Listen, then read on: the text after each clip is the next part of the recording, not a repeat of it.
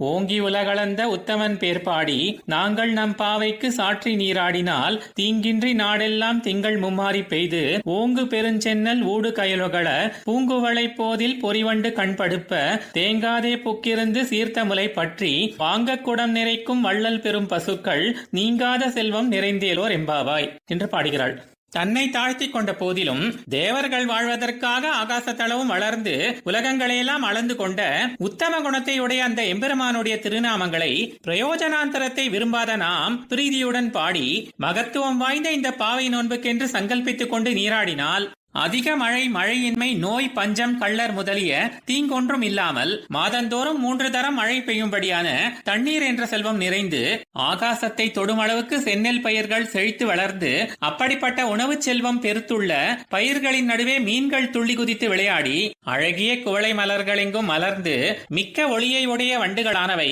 அந்த பூக்களில் வழியும் தேனை அருந்தி உறங்கிட மாட்டுத் தொழுவங்களில் கறக்கப் போகுவதற்கு சலிக்காமல் பலரும் வந்து தேங்கும்படியாக பசுக்கள் என்ற செல்வம் நிறைந்து அந்த பசுக்களின் பருத்த முலைகளை இரு கைகளாலும் ஒரு தடவை தொட்டுவிட்டால் பெரிய வெள்ளம் போல் பால் பெருகி கை வலிக்கும் அளவுக்கு பாலை கறந்து குடம் குடமாக நிறையும்படி உதார குணத்தை உடைய அந்த பெரிய பசுக்களானவை நீங்காத சம்பத்து நிறையும்படி பால் என்ற செல்வத்தை குடங்களில் நிறைத்துவிடும் என்று கூறுகிறாள். ஆழ்வார் எம்பெருமானார் ஜீயர் திருவடிகளே சரணம்.